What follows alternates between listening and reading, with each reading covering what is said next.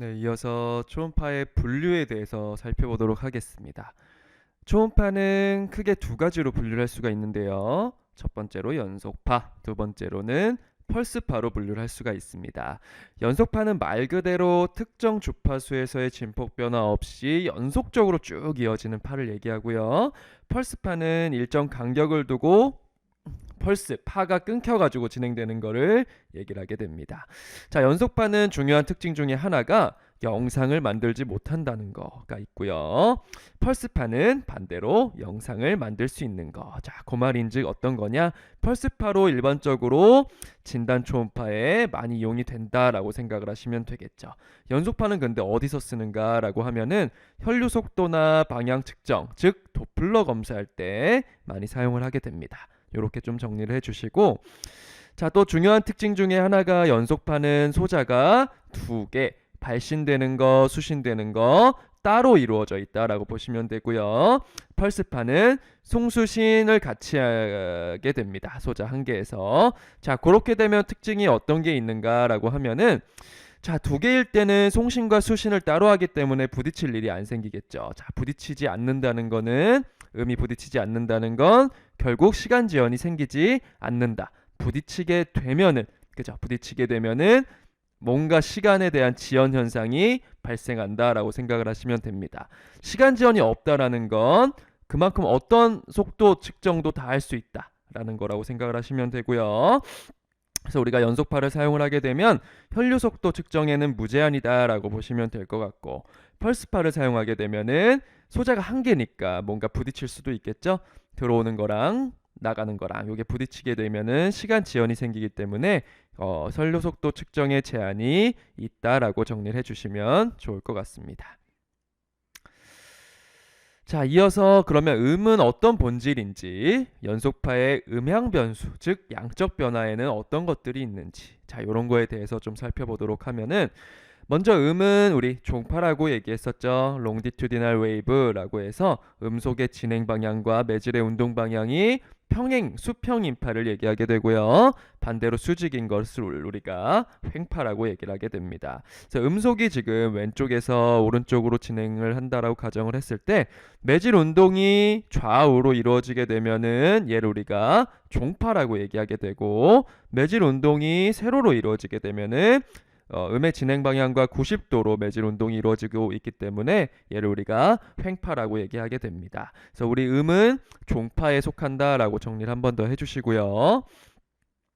근데 그대로 뭔가 밀도가 똑같이 이동이 되는 게 아니고 밀도가 바뀌게 돼요. 그래서 밀도가 바뀌는 걸 우리가 압축과 이완 현상이라고 얘기하게 되는데, 입자가 밀려서 밀도가 높아진 부분을 압축 영역이라고 얘기를 하고요. 그 다음에 당겨져서 흩어진 곳을 밀도가 낮아지는 부분 이완 영역이라고 얘기하게 됩니다. 이렇게 두 가지의 형태로 진행이 된다. 특히나 압축 영역 같은 경우는, 자, 음이 진행을 할 때는 이런 사인 형태를 이루면서 가죠. 음파는 사인 형태를 이루게 되는데, 가장 높아진 이 부분, 그죠? 높아지는 부분에, 즉 진폭이 가장 커지는 부분에서 일반적으로 압축 영역이 나타난다라고 생각을 하시면 될 것 같습니다.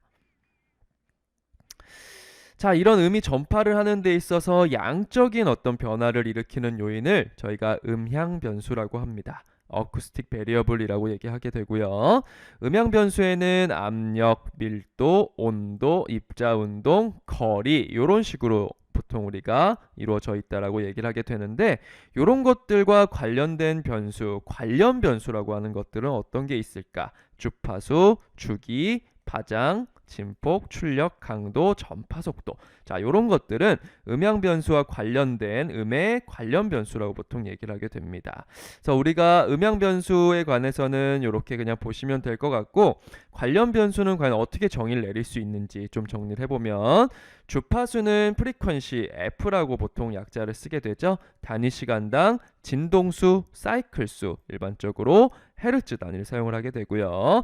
1헤르츠라는 건 1초 동안 한 번 진동하는 것을 얘기한다라고 보시면 될 것 같고, 자, 주기는 타임의 약자를 쓴다라고 보시면 됩니다. 그래서 타임이니까 한 사이클이 발생되는데 걸리는 시간이라고 보시면 될 것 같고요. 그럼 그 한 사이클이 차지하는 길이 값은 뭐라고 하는가? 걔는 우리가 파장, 그래서 람다라고 보통 사용을 하게 됩니다. 그래서 이렇게 보시면 될 것 같고요. 그래서 우리 이런 것들을 좀 수식적으로 정리를 하면은 람다는 F분의 C라고 보통 얘기를 할 수가 있고요. 그리고 주기랑 주파수는 반비례의 관계가 있다라고 보시면 됩니다. 그래서 람다는 또 F분의 C니까 람다 파장과 주파수는 또 반비례 관계에 있구나. 이렇게 좀 정리를 해주시면 좋을 것 같고, 자, 그리고 주파수랑 주기는 음원에 의해서 결정이 돼요. 사운드 소스에 의해서만 결정이 되는데, 파장 같은 경우는 음원만 가지고는 결정을 못 하고요. 반드시 매질이 있어야지 결정이 되게 됩니다. 그 말인즉 뭐냐면 람다는 F분의 C죠. 그죠? 람다는 F분의 C인데 C는 전파 속도예요. 전파 속도는 매질에 의해서 바뀌게 돼요. 그렇기 때문에 주파수는 음원에 의해서 결정이 되고 전파 속도는 매질에 의해서 결정이 되고, 따라서 파장은 음원과 매질이 함께 결정을 한다. 이렇게 좀 정리를 해주시면 좋을 것 같고요. 자, 진폭이라는 건 앰플리튜드 A라고 쓰게 되는데 음파의 최대 증가값 또는 감소값이라고 보시면 되고, 출력은 파워 P라고 쓰게 됩니다. 얘는 단위가 와트를 써요. 에너지가 방출되는 비율. 강도는 인텐시티 I를 쓰게 되고, 단위 면적에 대한 출력의 크기, 그래서 와트 퍼 센티미터 제곱 이런 단어를 사용을 하게 됩니다. 자, 그러면 강도는 어떤 관계가 있을까? 다른 것들과 진폭의 제곱에 비례한다라는 말이 중요해요. 강도는 진폭의 제곱에 비례하게 되고요. 자, 출력과는 어떤 관계가 있을까요? 그러면 자, 단위가 와트가 앞에다 똑같기 때문에 출력과는 제곱의 비례가 아니고 직접 비례의 관계가 있다라고 정리를 해주시면 될 것 같습니다. 자, 근데 좀 더 알아야 될 게 주파수, 파장, 전파 속도 이런 거는 강도랑은 전혀 관계가 없다라고 보시면 되고, 어떤 게 관계가 있냐? 생물학적인 효과는 음의 강도와 관계가 있다라고 되어져 있습니다. 그래서 수치가 있어요. 100mW per cm 제곱 이하에서는 영향이 없구나. 이런 식으로 정리를 해주시면 좋을 것 같습니다. 자, 그래서 전파 속도는 우리 매질과 관련되어 있다고 말씀을 드렸는데, 가장 중요한 수치는 연부 조직이죠. 연부 조직 내에서의 전파 속도는 1540m/s. 얘가 기준이라고 생각을 하시면 되고요.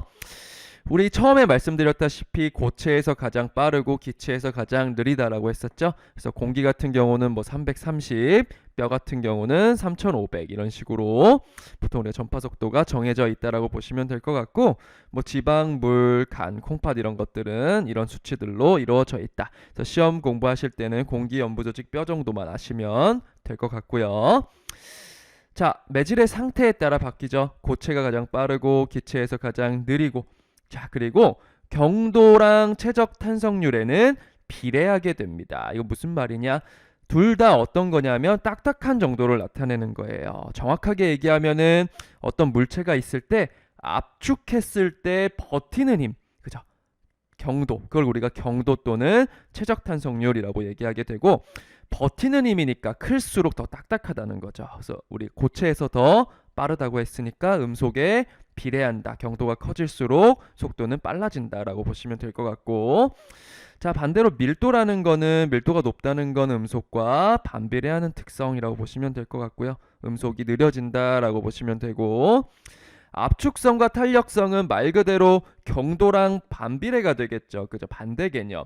경도는 압축했을 때 저항하는 힘이고, 압축성은 압축이 더 쉽게 되는 힘이고, 그죠? 그렇기 때문에 음속과는 반비례가 될 것 같고요.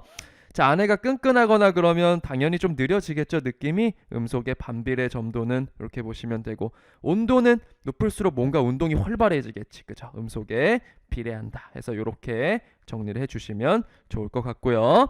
또 중요한 특징 중에 하나는 동일 매질에서는 주파수와 관계없이 전파 속도가 어떻다? 동일하다. 매질에 따라 바뀐다라고 정리를 해주시길 바랍니다. 관련된 문제를 한번 풀어볼까요? 음의 전파 속도와 밀접한 관련이 있는 거 어떤 걸까요? 우리 아까 말씀드렸다시피 매질의 경도와 밀도 이런 것들 매질에 따라 바뀐다라고 말씀을 드렸던 것 같고요.